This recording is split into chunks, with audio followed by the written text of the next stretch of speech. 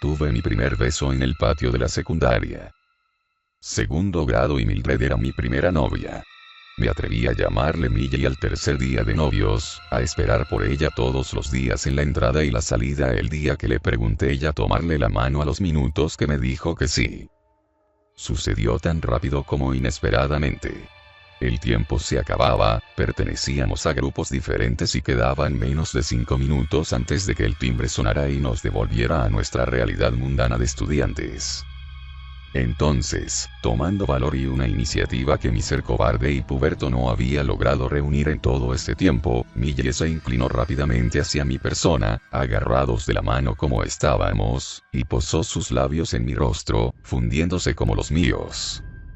No hay nada mejor que las primeras veces, de las experiencias gratas al menos. Sentí emoción, euforía, angustia, mareo. Sentí como si fuera lanzado al cosmos y no hubiera manera segura de regresar. Fue tan rápido y tan maravilloso que mis alocadas hormonas ni siquiera tuvieron tiempo de reaccionar antes de que ella se separara, me diera un nos vemos luego y me dejara ahí, totalmente pasmado en el patio. Ella había estado masticando un potente chicle sabor menta durante el receso, y juro por Dios que ningún otro sabor, en toda mi vida, ha perdurado tanto en mi paladar. No terminamos bien, y aunque eso suena a que uno de nosotros dos terminó por hacer cualquiera de las estupideces que los adolescentes hacen para tener un corazón roto, las circunstancias no pudieron estar más lejos de esa mundana realidad ni pudieron ser menos devastadoras para todos. Un día, había decidido darle una sorpresa y pasar por ella después de sus prácticas en el complejo deportivo de nuestro pequeño pueblo. A Milla le gustaba hacer gimnasia, y aunque no era nada oficial, los equipos de secundaria y preparatoria normalmente eran requeridos para hacer pirámides y acrobacias en los desfiles y festejos del pueblo. El complejo deportivo era mitad áreas verdes, mitad canchas lo suficientemente equipadas para practicar cualquier deporte, desde fútbol hasta tenis. Alguien de verdad había invertido o cumplido una sorpresa escandalosa en nuestro pequeño gobierno. Sus prácticas terminarían a las 7, así que me aseguré de llevar una buena camisa, usar un poco de la única buena colonia que mi padre tenía y llegar con flores y un pequeño paquete de chocolate hacia allá. Ella siempre se regresaba con sus amigas a su casa, después de quedarse una hora platicando con ellas, así que no veía por qué no invertir ese tiempo en nosotros y que fuera mi persona la que la acompañara de vuelta. Al menos hasta 2 cuadras antes, aún no conocía a su familia y algo me decía que a su padre no le iba a hacer gracia nuestra relación. Al llegar allí, fui recibido por un montón de miradas indiscretas y risas mal ocultadas. Fue sobre todo embarazoso el escuchar los comentarios de las chicas de preparatoria, susurros que variaban desde mi galantería hasta el hecho de cómo darían un pie o una mano por tener a alguien que les hiciera tal detalle. Sin embargo, mi Milla no se encontraba por ningún lugar.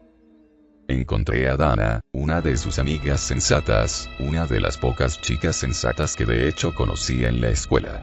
Me informó, incrédula, sobre cómo Milla no había llegado a la práctica. Quizás se encontraba enferma, le extrañó que supiera menos que ella. Ni Milla ni yo teníamos un celular, así que nuestra comunicación dependía de computadoras tan cuadradas como una lavadora y la mensajería instantánea. Llegué a casa, un poco decepcionado y a la vez preocupado, ella no se había conectado desde antes de la escuela ese día. Escribí un mensaje esperando que se encontrara bien y pareciendo no estar tan desesperado. Ahora me río, pude haber escrito el mensaje más necesitado y asfixiante en ese momento, ella jamás lo hubiera leído de todas formas. Encontraron el cuerpo de Milla 2 semanas después en una carretera interestatal. La policía había sido alertada debido a que coyotes habían comenzado a merodear de manera sospechosa una cuneta seca a pocos metros del concreto. Entre arbustos secos y zarzas, hallaron el cuerpo de mi primera novia. Mildred había sido torturada, abusada y mutilada por horas antes de ser asesinada por asfixia. Eso fue lo que el reporte oficial dictaminó y de lo que yo me enteré pese a que todo mundo, mis padres especialmente, hicieron sus mejores esfuerzos para que yo no tuviera que pasar por eso. Lo que quedó de su cuerpo, bueno, ni siquiera se encontraba en buenas condiciones cuando el asesino la había arrojado allí, después de 2 semanas bajo el sol y carroñeros y... El funeral fue devastador para todo el pueblo.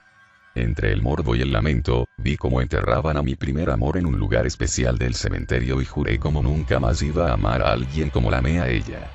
De una u otra manera, en la estupidez infantil de esa promesa, me gusta pensar que la cumplí. El asesino nunca fue atrapado, probablemente se trató de algún camionero psicótico, pero eso sí, ninguna chica volvió a caminar sola nunca más en mi pueblo. Crecí, no quedé tan marcado como lo hubiera pensado, estudié, me gradué, salí con más chicas, me enamoré de algunas y hasta conté la triste historia un par de veces gracias al paliativo alcohol. Encontré a la indicada para mí y ella me aseguró que yo era el indicado para ella. Nos casamos y cumplimos el sueño de tener hijos, una casa, un perro y ver todo eso lentamente partir con el avance de los años. Aún así, nunca olvidé a Mildred. ¿Cómo se puede olvidar algo así? Al menos era un recuerdo afable, de vez en cuando me preguntaba qué hubiera sido de ella, cómo hubiera crecido, de no haber sido asesinada tan brutalmente, aún tendríamos contacto alguno. O quizá, como en la mayoría de los casos, nos hubiéramos convertido en fantasmas del pasado del otro, poco más que una anécdota mientras el ritmo de la vida avanzaba.